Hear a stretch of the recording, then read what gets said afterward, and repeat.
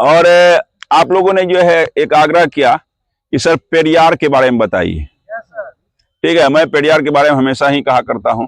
आप लोग पढ़ते हैं कि केरल में एक नदी है, उस नदी का नाम है पेरियार। ठीक है, उस नदी का नाम रखा गया है पेरियार। और वहां पर जो है बहुउद्देशीय नदी घाटी परियोजना भी है पेरियार, है ना, नदी पर ही है। तो ये भी है।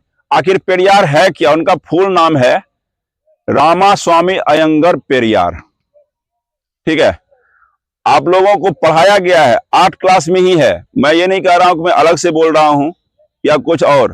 ठीक है, 8 क्लास में है उनकी जीवनी के साथ साथ कई जो है की जीवनी है।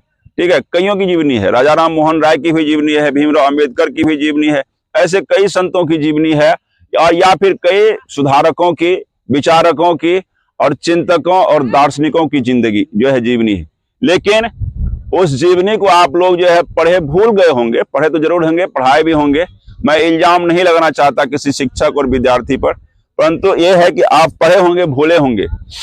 तो आज आप याद कर लीजिए, उनकी जयंती है, पेरियार रामास्वामी अयंगर की। जैसे भारत के उत्तरी भारत में अगर आप गहराई से पढ़िएगा, कौन सा ब्रह्म समाज को पढ़िएगा, ब्रह्म समाज या आत्मीय सभा का गठन किया था, जान ही रहे हैं। इसके अलावा भी कई कार्य किए, मिलेतुल अखबार लिखा, कई अखबार, प्रिसेप्ट ऑफ जेसस भी लिखा। जान रहे किसके बारे में बोल रहे हैं?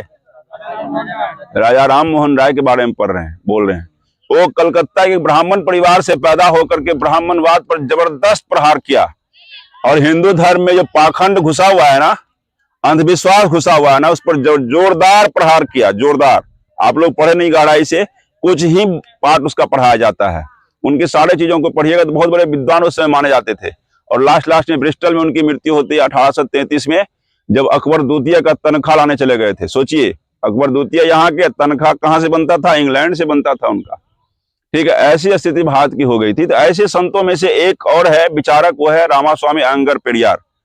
ठीक है, मैं ये नहीं कहता, और आप जाके पढ़ सकते हैं, उनकी ही थीसिस है, उनका विचार है, कहना है कि अगर मंदिर में भगवान है तो मंदिर में हर आदमी का प्रवेश क्यों नहीं है? बहुत कम लिमिट आदमी जाते हैं। दक्षिण भारत में उस समय मंदिरों में शूद्रों का प्रवेश वर्जित था।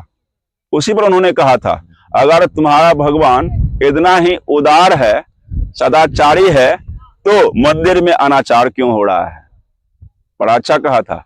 अगर इतना ही जो है वो मजबूत है, तो मंदिर में ताले क्यों लग रहे हैं? उन्होंने ही कहा, सही बात है, अगर वो मजबूत है तो सब कुछ देख ही रहा, ताला की क्या जरूरत है मंदिर में? इसका मतलब भगवान भी विज्ञान के भरोसे आ गया है, भगवान है ही नहीं, उनका सीधा कहना है। भगवान को कहता था कि तुम हमारे जो है हमारे लिए भूखे हो, हम तुमको चढ़ावा चढ़ाएंगे तब तुम खाओगे। हमसे जो है चढ़ावा मांग के खाते हो, तुम कैसा भगवान हो? हमसे लोटा भर पानी लेकर के पीते हो, तुम कैसा भगवान हो? अपना पानी तुम क्यों नहीं पी सकते? कहते हो जटा से गंगा बहता है तो वही पानी पी लो, हमसे क्यों मांगते हो? ये हम नहीं कह रहे हैं, रामास्वामी अयंगर कह रहा है। ठीक है, इसके अलावा ढेर सारी ऐसी बातें कहा उन्होंने जो आत्मसात करने की है और समझने की है, तर्क करने की है। ये बात सही कहा है। हम लोग कहां फंसे हुए हैं? पढ़ लिख के फंसे हुए हैं, तर्क नहीं करते हैं। इसके अलावा कई चीजें इतनी अच्छी अच्छी बोली उन्होंने, जो आज पढ़ने की जरूरत है। और सबसे अच्छी बात उनकी क्या है? एक किताब लिखा, उस किताब का नाम है सच्ची रामायण। रामायण आप लोग नहीं पढ़े होंगे, ठीक है, अभी रामायण के कुछ चीजों को सुने होंगे, माँ पिताजी और दादा नाना से जो है राम की कहानी सुने होंगे, लेकिन रामायण को जो है सही तरीके से पढ़े नहीं होंगे। एक रामायण जो है वो जो वाल्मीकि कृत रामायण है, वाल्मीकि के द्वारा लिखी गई रामायण, जो संस्कृत में है 7 कांड में। उसके बाद बहुत सारे लोगों ने रामायण लिखा, ठीक है, बड़बड़ रामायण भवभूति ने लिखा, रामचरित किसने लिखा भाई? संध्याकर नंदी ने लिखा। ठीक है, रामचरित मानस किसने लिखा? तुलसीदास ने लिखा। ठीक है, इसके अलावा कंबन का जो है रामायण है, दक्षिण में तेलुगु या तमिल भाषा में है। और इन्होंने, रामास्वामी अयंगर ने अपनी पुस्तक लिखा सच्ची रामायण, जो सबको पढ़ने की जरूरत है। और उस पर जो उसका हिंदी रूपांतरण किया, उत्तर भारत के कानपुर के रहने वाले थे ललई सिंह यादव, उनको उत्तर भारत का पेरियार कहा जाता है। ललई सिंह यादव उन्होंने क्या किया कि उनके दक्षिण भारत के सच्ची रामायण को हिंदी में लिख दिया, रूपांतरण किया, अनुवाद कर दिया। और अनुवाद करने के बाद वो पुस्तक जब मार्केट में जाने से पहले वो फंस गया और उस पर केस हो गया। इलाहाबाद हाई कोर्ट, जान रहे हो ना जी, ठीक है। उत्तर प्रदेश का हाई कोर्ट कहाँ है? इलाहाबाद में, ठीक है। और उड़ीसा का कहाँ है? हाँ, ऐसे कई राज्यों के हाई कोर्ट उनके राजधानियों में नहीं है। तो उसी प्रकार से उत्तर प्रदेश का हाई कोर्ट इलाहाबाद में है। इलाहाबाद हाई कोर्ट में केस हुआ और 6 साल तक लगातार जो है लड़ने के बाद अपनी बहुत सारी संपत्ति गंवाने के बाद ललई सिंह यादव वो केस जीत जाता है और उसकी पुस्तक प्रकाशित होती है सच्ची रामायण। आप भी आकर के पढ़ सकते हैं, इतनी छोटी सी है, आंखें खुल जाएगी, ठीक है।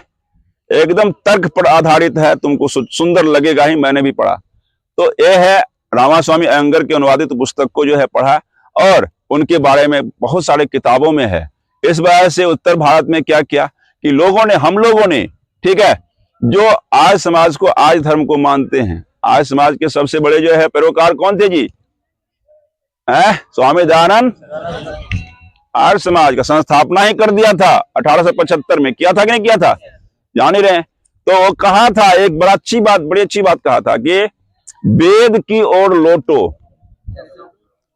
कहता है किसकी नारा है? नारा मान लो, चाहे जो मान लो, वही कहा था, वेद की ओर लौटो। वेद में क्या है जो ऐसा लौटना उसकी तरफ? अभी वर्तमान में मत रहो, वेद की ओर लौट जो, ऐसा क्या है? उनका ही कहना था कि वेद में न मंदिर का उल्लेख है न मूर्ति का उल्लेख है, ठीक है, ये कहीं कुछ नहीं है, ठीक है। मंत्र और मंत्रोच्चारण और निष्ठा पर आधारित है हमारा वेद, उसकी तरफ लौट जाइए। लेकिन आज के लोग क्या है, देख लीजिए कहां जा रहे हैं। तो विचारकों के विचार को पढ़ के आप जो है विद्वान हो जाइए, कम से कम उन्हीं का पढ़ लीजिए। अगर अपना विचारक नहीं बन पाते हैं तो उन्हीं को पढ़िए, आपकी आंखें खुल जाएगी। और उनको आत्मसात करिए, रोक के रखिए दिमाग में, पढ़े निकाल दिया ऐसा नहीं, उसी में से है। और उनको जरूर पढ़िए आप।